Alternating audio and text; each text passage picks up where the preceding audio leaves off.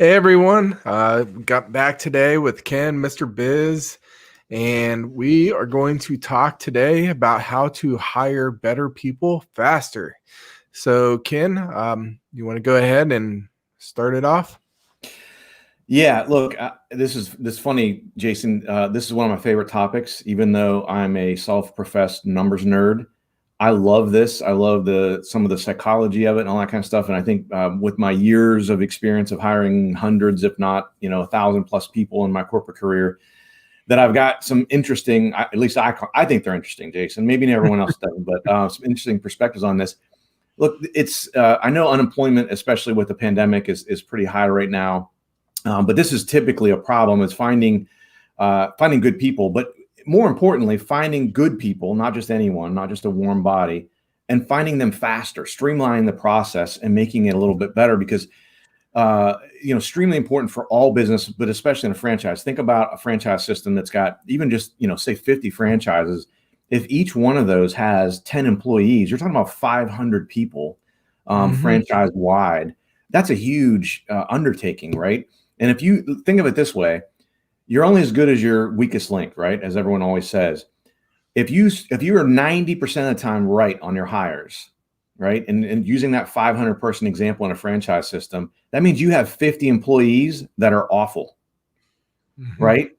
And think of the impact that would have across the whole, franchise system, how, impactful that would be. Some of the things I see that, so first of all, I'll mention sort of on a related topic, but you can't, and this is going to sound harsh, but it's true. You cannot fire bad employees fast enough. Let me repeat that. You cannot fire bad employees fast enough. Bad employees drag everyone down. Think about it. You got a slacker who's not really keeping up. Your superstars are picking up that person's share of the weight. Now, all of a sudden, over time, your superstars start to get frustrated.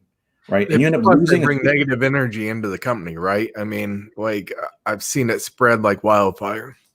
Well, it's negative energy. It's an imbalance of the workload.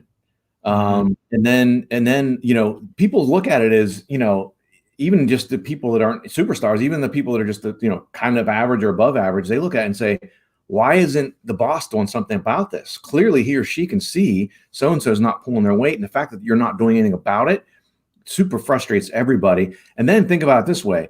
If you get your superstars having to pick up the weight from your slackers, after a while, they get frustrated and they leave. Now, what are you left with? Now you got your slacker that you have to rely on even more, and you lost a superstar, massively impactful. That it kills people. And that's not about hiring, but that's about, really making sure that you're efficient with who you have on the team. And it demonstrates how important it is to hire better people, not only faster, which we're going to talk about, but and some of the things. Go ahead. I'm sorry. Go ahead. I was going to say, so what are some of the common mistakes that you see people really making when they're hiring? Yeah.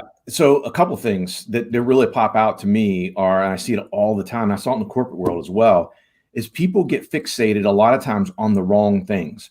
And what I mean by that is sometimes people they either go one side or the other. A lot of times that they either they focus too much on just the technical aspect of that person's background. So, they've taken, 10 Excel classes. So they're an Excel wizard, but they have the people skills of a thumbtack. That's not going to work. Right. Right. And the way I look at it is I can send you to an Excel class and you can learn Excel. I'm not worried about that. Now, of course, if you have a highly technical position, that's a whole different ball of wax, right? You can't be a brain surgeon just by, take a couple classes, right? But for most jobs that we're talking about, especially within a franchise system, they can learn those things. What I like to focus on is, this is one of my Mr. Biz tips of the week that I give out, and I keep it because it's so important. Is I hire on three things, and three things primarily, not only, but very much primarily: character, loyalty, and work ethic. If you have those three things, I can teach you almost anything. If you don't have one of those three things, I might not be able to teach you anything, right? Think about it that way, Jason. Yeah. If someone has those three characteristics, and I need someone, say for my business, that needs to have strong Excel skills, but I know they have high character, loyalty, and work ethic, but they can't spell Excel, right? I send them to 2 classes. I know with those 3 characteristics, with character, loyalty, and work ethic, they're going to work their freaking butt off to learn Excel, to better themselves, to do better for the company, to perform well. It's so people miss that so often. They get enamored with someone's background, whether it be a technical skill or the other side of that coin is you find people who are slick talkers, right? And I know you've experienced them in your time as well, Jason, who they come in and they interview like crazy. They're just awesome. They got all the right answers and all that stuff. But as you start to dive in a little bit, there's no depth to anything, right? They're just like really slick. They're very charismatic and things like that. And so those types of people, a lot of times, if they're on that far extreme, they may have that charisma and things like that you might think would be good for sales, but they might not be willing to go the extra mile that they need to go to be successful and to be a good employee for you. So I think that's a good point. And I mean, I've seen before too, where people that are really experienced in something, they're set in their ways, and it's hard to change and mold them. Yep, exactly. And it's hard to get them to adapt to your processes, and to adapt to your company. And think about if you're a franchisee and you're hiring someone, and let's say that you're a young franchisee and let's say you're 25, 30 years old and you're hiring someone who's older than you, right? They have more experience probably in the industry or whatever it might be that you're in. They may have that attitude. If they don't have character, loyalty, work ethic, they're going to come in thinking, I know you're the boss, but I have way more experience. I know this better than you do. Yeah, that's 100% true. And I'm sure putting processes like this in place really would help all of their franchisees hire better and make more educated decisions on their hiring process, right? So what are some tips to make effective hiring decisions? Yeah, so I mean, I like to look at, like I said, those three things I think are super, super important. And I'll give you, I know we've got limited time here, but I'll give you one quick example, because some people always ask me, well, how can you tell that in a job interview, right? Of course, everyone's going to say they have those three characteristics. And it's kind of hard to do this in a short time, but I like to put a piece of trash on the floor that's in the doorway. So if they're coming into a conference room, an office, whatever, put a piece of trash on the floor with a trash can very nearby, which is within eyesight. See if the person, when they come into that room, if they step over the piece of trash, or do they pick up the trash and put it in the trash can? And it could be right next to the trash can.